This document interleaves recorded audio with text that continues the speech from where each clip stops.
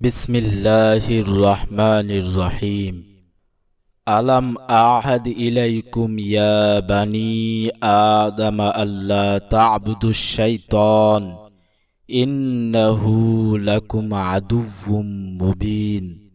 হে আদম সন্তান সন্ততিগণ, আমি কি তোমাদের কাছে অঙ্গীকার নেইনি যে তোমরা শয়তানের দাসত্ব করো না, কারণ সে তোমাদের প্রকাশ্য শত্রু। অর্থাৎ সমস্ত মানুষ এমনকি জিনদেরকেও কিয়ামতের দিন বলা হবে, আমি কি তোমাদেরকে দুনিয়াতে শয়তানের ইবাদত না করার আদেশ দেইনি। আলোচ্য আয়াতের উদ্দেশ্য হল ওই অঙ্গীকার যা হযরত আদম আলাইহিসসালাম এর পিঠ থেকে বের করার পর তার সন্তানদের কাছ থেকে নেয়া হয়েছিল, অথবা ওই ওসিয়ত যা পয়গম্বরদের মুখে মানুষকে করা হয়েছিল।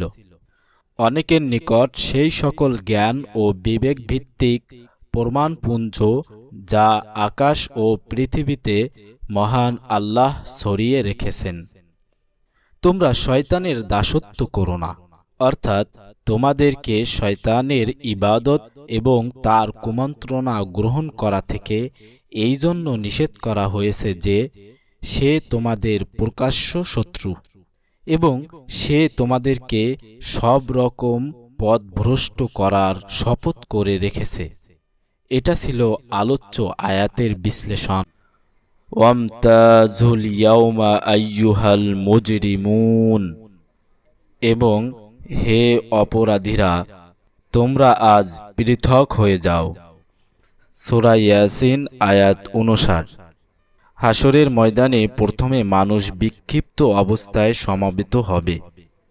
অন্য আয়াতে এই অবস্থার চিত্র বর্ণনা করে বলা হয়েছে, তারা হবে বিক্ষিপ্ত পঙ্গপালের মতো। সূরা আল কমার আয়াত 7। কিন্তু পরে কর্মের ভিত্তিতে তাদের পৃথক পৃথক দলে বিভক্ত করা হবে।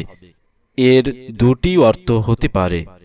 একটি হচ্ছে অপরাধীরা সৎ কর্মশীল মুমিনদের থেকে ছাঁটাই হয়ে আলাদা হয়ে যাও, কারণ দুনিয়ায় তোমরা তাদের সম্প্রদায়, পরিবার ও গোষ্ঠীর অন্তর্ভুক্ত থাকতে পারো, কিন্তু এখানে এখন তোমাদের সাথে তাদের কোনো সম্পর্ক নেই। ফলে কাফের, মুমিন, সৎকর্মী ও অসৎকর্মী লোকগণ পৃথক পৃথক জোড়া করা হবে। সূরা আত-তাকবীর আয়াত 7। আলোচ্য আয়াতেও এ পৃথকীকরণ ব্যক্ত করা হয়েছে। দ্বিতীয় অর্থ হচ্ছে, তোমরা নিজেদের মধ্যে আলাদা হয়ে যাও। এখন তোমাদের কোনো দল ও জোট থাকতে পারে না। তোমাদের সমস্ত দল ভেঙে দেওয়া হয়েছে। তোমাদের সকল প্রকার সম্পর্ক ও আত্মীয়তা খতম করে দেওয়া হয়েছে। তোমাদের প্রত্যেক ব্যক্তিকে এখন একাকী ব্যক্তিগতভাবে নিজের কৃতকর্মের জন্য জবাবদিহি করতে হবে। এটা ছিল আলোচ্য আয়াতের তাফসীর। ওয়া আনি'বুদুনি হাযা সিরাতুম মুস্তাকিম, এবং আমার ইবাদত করো, এটি সরল পথ। সূরা ইয়াসিন আয়াত 61।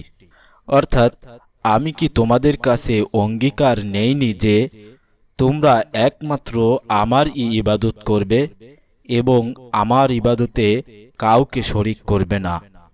এটাই সেই সরল ও সঠিক পথ যার প্রতি রাসূলগণ মানুষকে আহ্বান করতেন, এবং এটাই বাঞ্ছিত গন্তব্য স্থান, অর্থাৎ জান্নাতে পৌঁছাবে।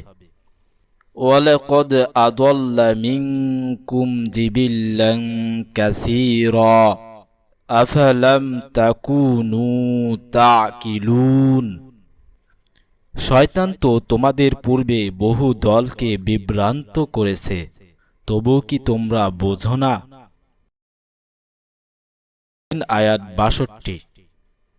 অর্থাৎ তোমাদের এতটুকু ও জ্ঞান ও বুঝ নেই যে শয়তান তোমাদের শত্রু, তার অনুগত্য করা উচিত নয়, এবং আমি তোমাদের প্রভু, আমিই তোমাদেরকে অন্ন দান করি এবং আমিই দিবারাত্রি তোমাদের হেফাজত করি।